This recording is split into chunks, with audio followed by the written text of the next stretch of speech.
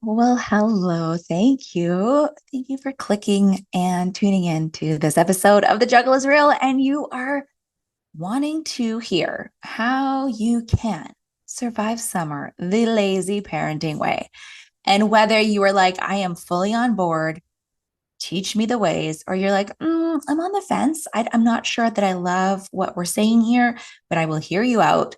I'm so glad that you are here because whether summer holidays are here for you or whether they're just around the corner, like they are for me, so many of us are facing additional challenges, right? We're trying to balance work responsibilities with childcare. We want to manage changes to our kids' routines, to our routines. We want to ensure that our kids stay engaged and entertained. We want to make sure that we're not hearing, I'm bored 57,000 times a day. And so a little while ago, I was doing a television segment on how we can have a lazy parent summer in that all of that chaos and all of that juggling so that we can really and truly enjoy being home, having a flexible summer and a flexible schedule with our kids. And so this episode is dedicated to what we can do in simple ways, low cost ways, and entertaining ways to stay sane, to make sure that we are making those memories and making the summer count, but also getting stuff done because we all have to, whether we are trying to work from home, whether we're balancing work and our kids, whether we just have to get things done around the house. There's a lot on the go. So let's just dive in and let's talk about how we can enjoy our summer the lazy parenting way. Hey, I'm Andryanna, and this is the Juggle is Real podcast.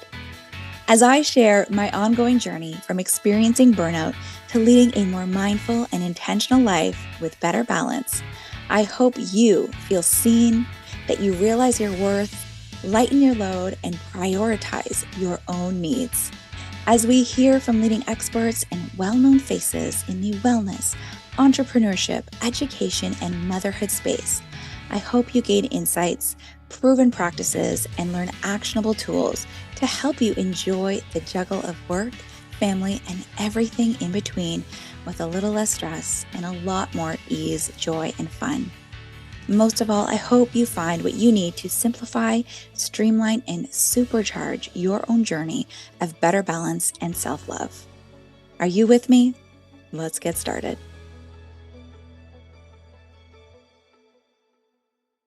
This episode of The Juggle is Real is supported by Understance. Hey, we all know that life gets busy, and amidst all the chaos, one area that often gets neglected is our undergarments. Yes, I am talking about your bra. You know I am in the same boat as you. And while it might be the last thing on your mind, finding comfort and a great fit is something that will instantly boost your confidence and make you feel so much better. And that is where Understance comes in. They're a female-owned, Vancouver-based company that truly understands our needs. Understance is a solutions-first approach, offering innovative features like FlexWire, which is a unique alternative that provides lift and support without the discomfort of a traditional underwire. Plus, their beautiful designs are not only stylish, but they're also incredibly comfortable, with cup sizes ranging from A all the way through to K, double lining, U-shaped backing to prevent slipping, and a fit that molds to your body, not the other way around. And if you're looking for anti-chafing and smoothing support without the constriction of shapewear, check out their soft contour bike shorts with a 7-inch seam. They are perfect for wearing underdresses and summer attire. So why not treat yourself to some much needed comfort and confidence?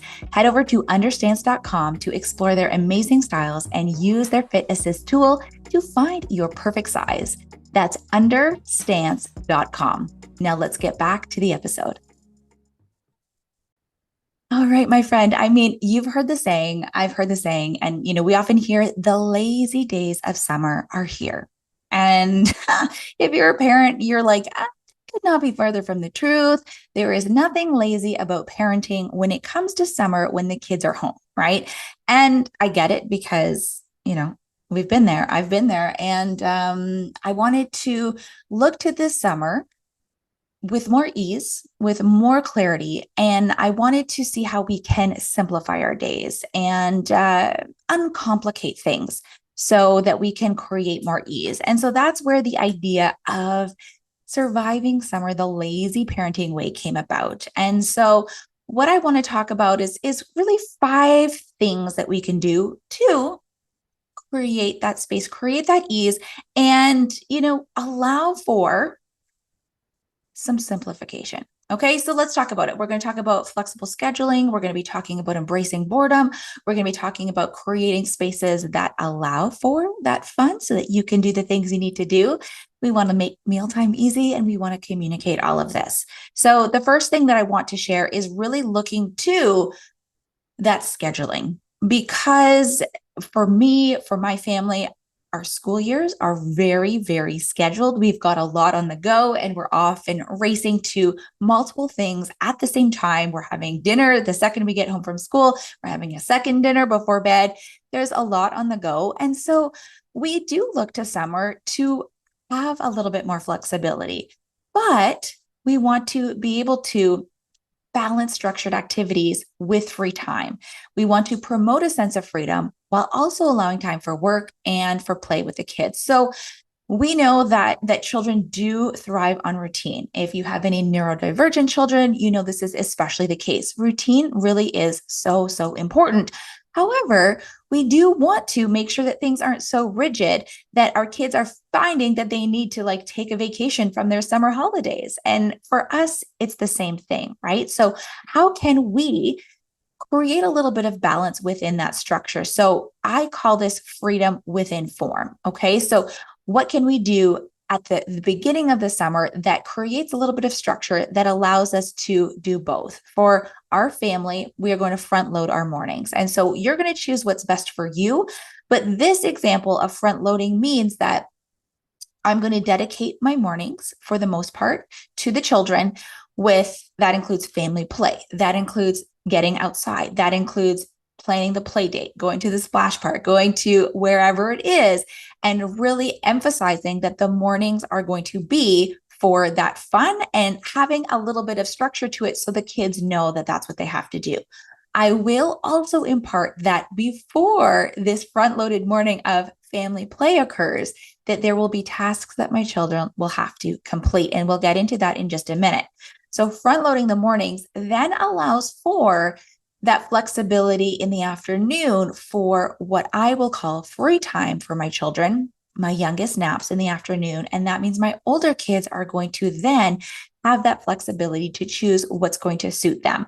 So yes, it might include a little bit of screen time. Yes, it's going to include choosing something that works for them so that I can get some work done, so that I can do things around the home, so that I can get into my business. I can send those emails and do what I need to do. So what can you do to create a schedule, have some structure, but also allow for some flexibility? This brings us to my second point, which is to embrace boredom and independence and allow for that freedom within form. Okay, so these 2 points are pretty closely tangled together, because we want to embrace the boredom, but we don't want to hear, I'm bored, I don't know what to do, help me, play with me, and all of the things that can really start to maybe sound a little naggy, maybe grate on our ourselves a little bit. So yes, we want to embrace boredom. We want to embrace that independence, because while children truly do thrive on routine, studies have also shown that unstructured play really enhances creativity and problem-solving skills. So we want them to tap into their creative side. We don't want to be telling them exactly what they should be doing all the time. We want them to figure it out on their own. We want them to see if they're, unearthing a challenge. How can they think of it in a new way? How can they use their problem solving to tackle what's in front of them? And we don't want to necessarily be the helicopter that's hovering above them at all time, that's making sure that they're doing everything, quote unquote, perfectly as to what we think they should be doing. So when we look to embracing boredom and independence, this is where I get into freedom within form to be that guiding light, but not necessarily telling them exactly what they should be doing. So having a timer or a visual cue can be really helpful if you're saying this is our flexible time. So mommy is going to be working right now. Mommy's going to be doing this right now. This is your time. And I'm going to set the timer for 30 minutes or 45 minutes or 1 hour. And when the clock gets to this time, that means our flexible time is up. So you can choose what you want to do during this time. Now, if you have children who still really struggle with maybe opening that box of Lego or finding the coloring book or getting into the sandbox and doing that creative free play, what has really helped in our family, not only for the unstructured time, but also in the structured time, is to have a daily routine chart. So having a visual representation, especially in those times where, it's not always the same. The school year, Monday through Friday, the days are often very much the same and repetitive. And so your children can really benefit from knowing what the routine is. During our summer days, it is a little bit more free flowing. And if your children are a little bit more anxious or they do thrive on that routine, having a little bit of structure around it can be really helpful. So I'm going to share a daily routine chart, and I'll put a link in the notes for this podcast episode where you can download mine. You could modify it. I simply went to Canva and I used one of their templates, and then I just modified it to suit my own needs. You could definitely do this yourself. But what it does is it incorporates morning tasks and afternoon tasks. That's what works for our family. You can choose however you want to create your chart. And then there are a number of squares in the morning and in the afternoon that correspond to a number of activities. So it is a small picture of something. We have early readers in my family, and then we have young one who does not know how to read. You can do what works best for the age group of your children.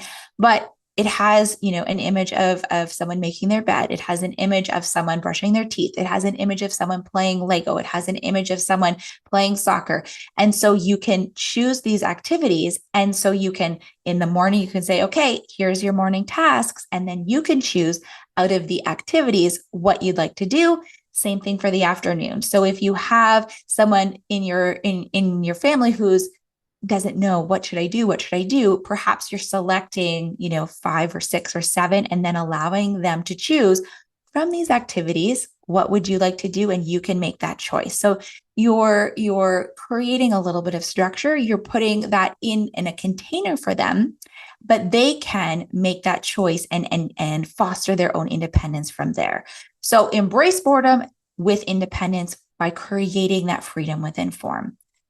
That brings us to point number 3, where we can look to creating a yes space or a yes kit, because, depending on the age of your children, you might not necessarily be able to just let them go off and do whatever they will. So having a designated area in your home, if you should have to hop on a Zoom or get on a call or do something that really requires your undivided attention and focus, knowing that they're not like hanging from the rafters somewhere, it's going to be pretty helpful. So have a little space that is safe. You might have a playroom, it might be their bedroom, or it might just be a pocket of a living space that you can dedicate to staying in this area and focusing on this activity. I love creating these little kits that can be themed for my kids. These are also really helpful if you're going on a road trip. But it's something that has those small activities. They can be really low cost activities where the kids can play independently. They can be excited for what's in that space, what's new today, what's something that's in this kit. And I put the snacks in there. I might theme it to a certain color or a certain type of play or a certain superhero or, a certain something, depending on what that interest is. So I'll fill up this kit. I purchased a number of clear plastic containers that have a lid from Costco, and we fill them with those items. So they are excited to dig into it, to find out what is there. It can be a few pieces of construction paper, some markers, maybe, a few things. And then it's an activity. Please make a card for so-and-so. It's their birthday coming up, or create this, or here's one tub of Play-Doh and you're staying on the kitchen table and make something, right? So creating a space or a kit that really designates that safe play allows you to be able to do the things as well as, allowing your children to have some fun. That's one more idea. So we've covered flexible schedules, embracing boredom and independence, and creating that space or kit for your kids. The last 2 points really are just trying to make things a little bit easier. So the final point here in terms of advice or ways to go about the lazy parenting way is really making meal times easy. Because if you've been home with your kids in the summer before, you're like, okay, it's like 9:30 and I've already used every cup, every plate, every dish in the kitchen. And, like we haven't even gotten to lunch. I feel like in the past, it's been like this revolving door and I'm like never leaving the kitchen. I'm cooking, I'm making, I'm serving, I'm cleaning. And then it's like, oh, I pretty much just finished that. And now I'm going back to create a snack, make lunch, make dinner. So how can we uncomplicate meals, simplify things for the summer months to create more space for ourselves, make it easy, and have some fun with it too? So maybe the weeknight cooking, maybe the snacks and the lunches, we can include a shelf or a space in our fridge or in our cupboard. That's the kid-friendly meals that instead of coming to you saying they're starving 10 minutes after eating a meal, they know that they can go grab a snack. And it's something that you've already pre-approved. It's something that's, probably a little bit mess free, something that's easy that they can do themselves. When it comes to the beginning of the day, when we're front loading our mornings, let's fill a water bottle and we're going to use it for the rest of the day. We're not using 9,000 cups, or maybe we're going to use compostable plates during the week and we're not going to be filling the dishwasher with 9,000 plates. What can we do to make it easy? Can we go to the grocery store and we're going to pick some prepackaged items? We're going to go to, grabbing some easy to make meals. And what we love to do is make platters. When I was on the TV segment and I was using like these platters, we like to have these little picnics on the deck. And it's literally like just taking all the things that you would maybe put on a plate for them, throw it all on a platter, make it a kid-friendly charcuterie. The host said they call them kid cooteries. And it's just like, throw the things, don't use plates. Everyone just enjoy what you want. If it's outside, it's a picnic, even less mess for you to clean up after in your home, and just having fun, making it an adventure. The last thing I'll say here is that I rely on my pizza day or my sub day or my pasta day during the year that takes one lunch that I don't have to make. So I'm going to incorporate that for my summer. I'm going to make one day pizza day or a takeout day where I'm ordering in, we're picking up something. So it's one less thing that I have to worry about, one less meal that I have to make, one less thing that I have to clean up from. And that's just making it easy. Call it lazy. I call it uncomplicating things. I call it allowing space. Choose the words that work for you, but make mealtime easy and truly, like, don't put that extra pressure on yourself. There's a lot happening and your kids are just going to be happy to sit with you and enjoy that snack, that meal. It doesn't have to be super fancy. Okay, so that's my last thing in terms of the advice. And just the final thing that I'll say to wrap up this episode when it comes to the lazy summer way is communicating it, is putting this plan in place, but discussing the lazy summer framework with your family so that everyone has an idea of what to expect. They know what the do's and don'ts are. They might know that there's a certain time where, mommy's not available, or that, you're not, they're going to have to choose their own activities. When the expectation is set forth, your kids can then, again, foster their own sense of independence. Well, when they know what the plan is, then it's easier for them to follow suit. Knowing what the rules are, then they can more closely follow them. And it's not just, telling them in the moment and springing it on them.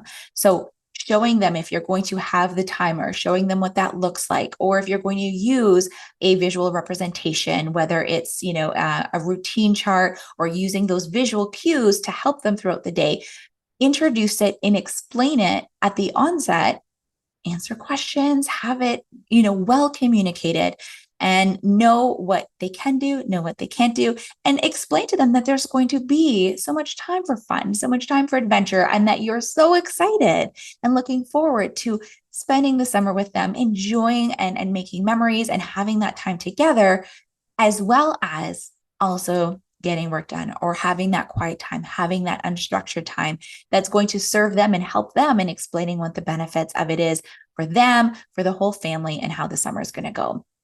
So final tip is to have a little family meeting, communicate that lazy summer way so that everyone's on board. Get input maybe from your kids on what those activities could be. Maybe you can make a bucket list for the summer.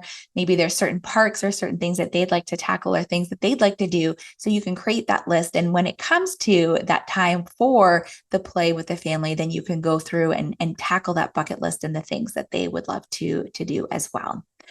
So that is it for this episode, my friend. I hope that you got some takeaways. I hope that you will be able to incorporate some of this into your summer to uncomplicate it, to simplify, to allow for more ease. And if you have any extra tips, what I would love for you to do is shoot me a quick DM on Instagram. My handle is Andryanna G. That's ANDRYANNAG. Or you can send me an email. There is a link in the notes for this podcast episode with my email address. Send me a note.